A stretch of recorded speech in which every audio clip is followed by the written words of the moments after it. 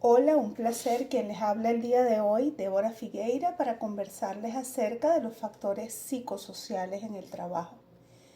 Parto para ello diciendo que la psicosociología del trabajo, desde la perspectiva de la prevención de los riesgos laborales, es una disciplina que aborda las condiciones de trabajo psicosociales u organizativas, también llamadas factores psicosociales.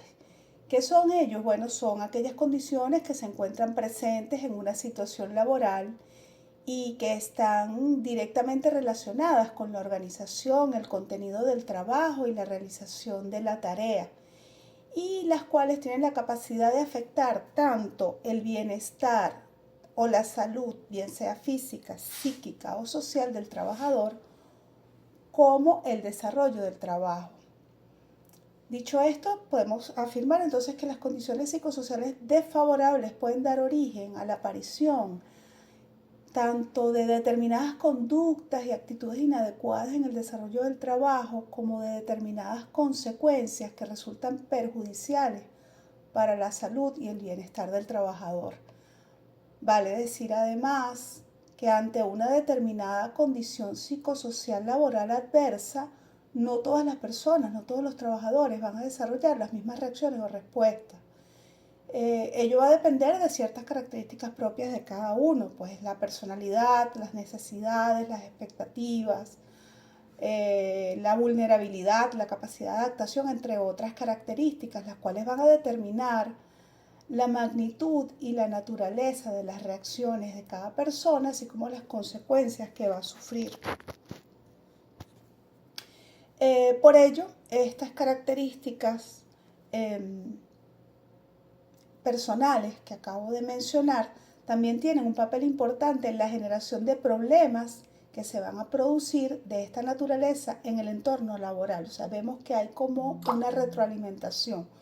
Puede ser, el problema puede partir del trabajador y, y convertirse en una variable o un foco problemático en el entorno laboral. Los factores psicosociales que se encuentran en el medio ambiente del trabajo son muy numerosos y de muy diversa naturaleza. Comprenden aspectos del medio físico y ciertos aspectos de la organización y sistemas de trabajo, así como la calidad de las relaciones humanas en la empresa, en el establecimiento, en la institución. Consisten ellas en interacciones entre el trabajo y el medio ambiente, con las condiciones de la organización y por la otra, las capacidades del trabajador. Como decía anteriormente, sus necesidades, su cultura, su situación personal fuera del trabajo. Todo lo cual, a través de percepciones y experiencias, pueden influir en la salud, en su rendimiento y en la satisfacción del trabajador. Y en la satisfacción, obviamente, de las necesidades del trabajo. Como vemos entonces, los factores psicosociales son muy complejos, dado que no solamente están conformados por las variables del entorno laboral o exógenas, sino que además representan el conjunto de percepciones y experiencias de cada individuo. ¿Por qué son importantes estos factores? Bueno, porque influyen en la percepción y experiencia del trabajador, pudiendo generar muchísimas sintomatologías, entre las cuales podemos decir, por ejemplo, el estrés, la ansiedad, problemas de sueño, adaptación, afectando su bienestar general y el rendimiento del trabajador en la organización. Por ello, su evaluación y su control son claves para la salud laboral. Esas condiciones de trabajo, cuando son malas, deficientes, son adversas, bien por un diseño inadecuado o por un desarrollo e implantación en la organización, interaccionan con las expectativas, necesidades, capacidades, actitudes de los trabajadores e impactan negativamente sobre su seguridad, salud y bienestar, convirtiéndose entonces en una fuente de riesgo que es preciso gestionar. Estos llamados factores de riesgo habrá que evaluarlos en su momento e intervenirlos mediante una adecuada planificación, de lo cual vamos a hablar más adelante, bien sea para eliminarlos, reducirlos o controlarlos.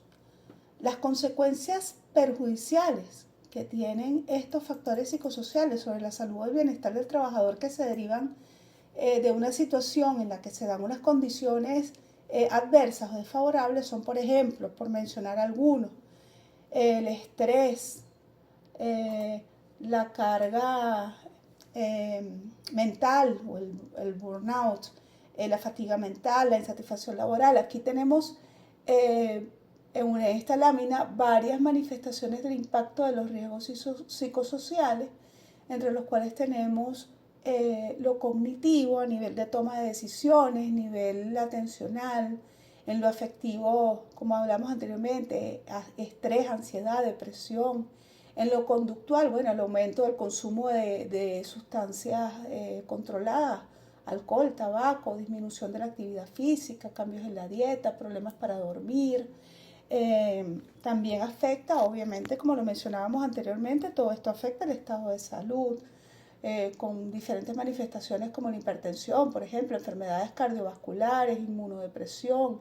Y como lo decíamos anteriormente, todas estas manifestaciones también tienen un impacto a nivel organizacional porque aumenta el ausentismo por causa médica, la rotación de personal, deterioro del clima laboral y la disminución del compromiso organizacional. Sin pretender ser demasiado exhaustiva, voy a enunciar aquellos aspectos psicosociales relativos a la organización del trabajo que pueden ser desencadenantes del estrés, los cuales podemos denominar como unas categorías principales de riesgo. Ahora, aquí tenemos dos ilustraciones que presentan un listado de cuáles son esas categorías principales de factores de riesgo.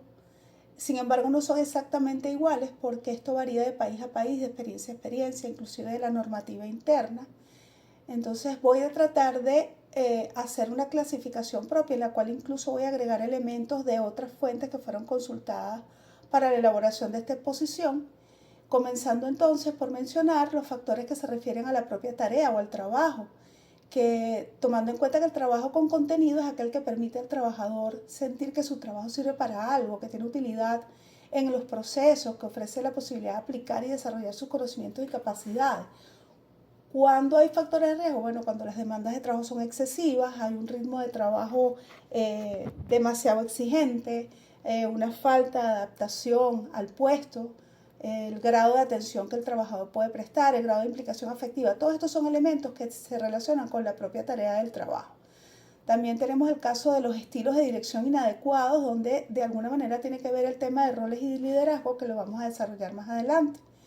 Tenemos también lo relativo al horario de trabajo, el cual posee una estructura que en gran medida forma parte de la vida de la población activa. Evidentemente, esto también repercute en la salud, la duración del trabajo, el número y la importancia de pausas activas durante el día, por ejemplo. El trabajo a turnos y el trabajo nocturno particularmente plantea un conjunto de problemas que se centran en consecuencias que se derivan del cambio constante de horario y lo cual va a tener una incidencia sobre la vida familiar y social del trabajador.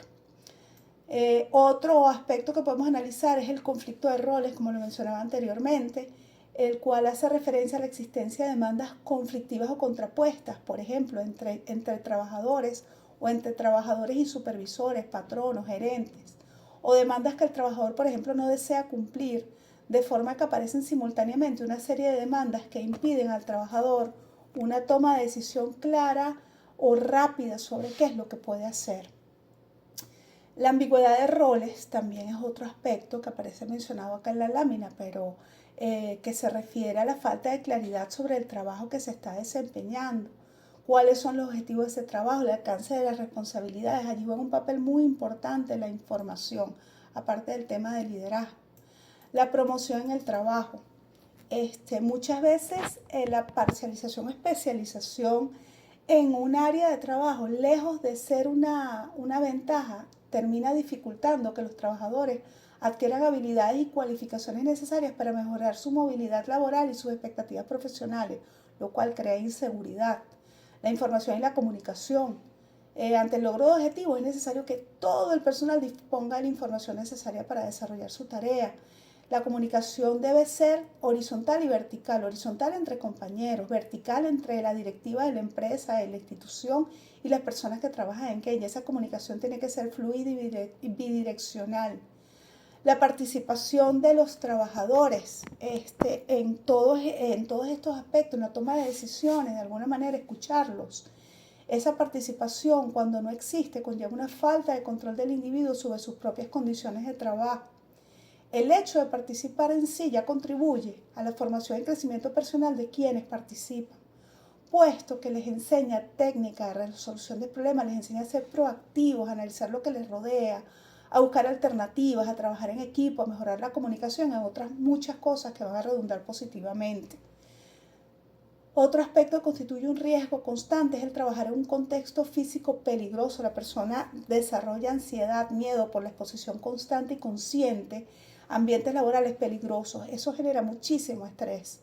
Las relaciones interpersonales y grupales son otros factores. Bien sabido que las relaciones en el entorno de trabajo deben ser fuente de satisfacción, como decía anteriormente, tanto la vertical como la horizontal deben ser fluidas, porque además pueden ser moderadoras de situaciones estresantes en la medida en que son una vía para que entre trabajadores o entre quienes integran el recinto laboral haya un apoyo social. Sin embargo, las relaciones cuando son inadecuadas no solamente no van a cumplir con estas funciones, sino que pueden ser en sí mismas causa de estrés. Otro aspecto importante, el equilibrio entre el trabajo y la familia. La interferencia entre las responsabilidades laborales y personales, la denominada doble presencia, especialmente en mujeres, el rol de madres que muchas veces se ve limitado, el ejercicio del papel que deben cumplir en el hogar por las responsabilidades laborales. Otros factores, como les decía anteriormente, que no aparecen en la lámina, pero que yo consideré incluir cuando consulté otras fuentes para conseguir información sobre este tema, es el caso de la violencia y el acoso laboral, que ya entra ahora, ya está reconocido dentro de estos factores, donde el cual tenemos el hostigamiento, el maltrato, la violencia física, psicológica. La inestabilidad en el empleo, inestabilidad que puede ser generada incluso por el factor que mencionaba anteriormente, el hecho de que la persona se especialice demasiado en algo, puede, lejos de mejorar su situación, crear un tema de inestabilidad. La ausencia de autonomía en el empleo, las carencias de formación, todos estos factores influyen. Inclusive, tal y como lo menciona la conferencista Ilse Rodríguez en el material que nos fue suministrado acá en la cátedra para el desarrollo de nuestras actividades, en la ponencia Prevención de Riesgos Psicosociales en el Contexto del Trabajo, yo considero que a pesar de que ella hablaba del tema del periodo pospandemia y de esas variables que estuvieron presentes durante mucho tiempo, muchas de ellas no han desaparecido, inclusive se trasladaron a los ambientes de trabajo presenciales. El hecho del régimen de trabajo mixto, presencial y en línea, y lo que eso conlleva, la situación particular del país, entre los riesgos provenientes de esta situación tenemos lo político, que no es ajeno a nadie, lo económico, lo social, por ejemplo, tema de servicios públicos, ¿quién no se ha visto impactado en el desarrollo de su trabajo por el tema del servicio público? Falta de electricidad, problemas en la transmisión de datos, inclusive, aunque ya pasó la pandemia de COVID, todavía hay variantes y ha habido cualquier cantidad de periodos de alertas epidemiológicas por enfermedades virales o infectocontagiosas. Entonces, todo esto genera más incertidumbre y por ende aumenta el nivel de estrés, irritabilidad y ansiedad en la población trabajadora. Dicho todo esto, habiendo analizado los factores y todos estos elementos que nos llevan a tener una perspectiva más amplia sobre el tema, nos preguntamos, entonces, frente a todo esto, frente a estos factores de riesgo psicosocial, ¿qué podemos hacer? Bueno, en la atención de los riesgos psicosociales en el trabajo prela lo relativo a la previsibilidad y la comunicación que debe existir entre patronos y trabajadores, como lo mencionaba anteriormente, para promover la participación de ellos, informarles sobre las acciones que se estén haciendo para un mejoramiento de su condición. Estas situaciones deben ser atendidas con el apoyo social tanto de superiores como de compañeros, donde la calidad de liderazgo refleje empatía, inspiración, estimulación, crear un ambiente motivador, donde exista una verdadera claridad en los roles. Aquí resulta sumamente importante que ese liderazgo provenga de la formación y no solamente desde lo empírico. Los líderes tienen que formarse, tienen que aprender a trabajar con las emociones de sus trabajadores para aprender a sacar todo lo positivo que puedan de ellos. Las redes colaborativas entre compañeros de trabajo, trabajar desde la confianza y no desde el control. Y eso es lo que promueve el compañerismo y el liderazgo. Fortalecer lo relativo al capital social desde el punto de vista de la justicia, desde la confianza vista de manera vertical. Estrategias de responsabilidad social, empresarial, institucional. Eso fortalece los lazos con el trabajador. Para ello tenemos entonces acá en la lámina 5 pasos de un proceso de evaluación de riesgos psicosociales. ¿Por qué? Bueno, porque para acometer cualquier tipo de acción lo ideal es evaluar y poder intervenir, pero teniendo sobre todo la seguridad o la proyección de asumir compromisos factibles, compromisos que puedan cumplirse, para no generar desconfianza dentro de la masa trabajadora. No todas las empresas o instituciones cuentan con un método para ello, para hacer este estudio de prevención de riesgos psicosociales y atención de los mismos. Lo válido es partir de la data que se tenga y complementar o actualizarla para determinar los factores psicosociales, identificando los factores de riesgo, eligiendo una metodología técnica, instrumentos de evaluación, planificando el trabajo de campo, la consulta. Debe hacerse entonces una medición de esa data, ya establecida la necesidad de evaluar, como les decía, diseñar el estudio, las herramientas, realizar el trabajo de campo, luego el análisis de resultados, la elaboración de informes, que nos va a llevar a la elaboración del programa de intervención. Esto no es más que la evaluación de los factores psicosociales aplicando la metodología y técnicas de instrumentos de evaluación, la gestión de factores psicosociales mediante el análisis de resultados y puesta en marcha del plan de intervención para mantener la credibilidad. Como dije anteriormente, si se hace, si se planifica y no se cumple, se pierde la credibilidad. Para lo cual hay que efectuar el seguimiento y control del plan de intervención y reevaluarlo constantemente para determinar si es necesario redireccionar o realizar ajustes necesarios. Para ello entonces resulta primordial generar o gestionar los análisis de los resultados y mantener un monitoreo y revisión y reimpulso o redireccionamiento o ajustes dentro del plan para mantener esos riesgos psicosociales disminuidos, controlados, inclusive en el mejor de los casos, erradicados.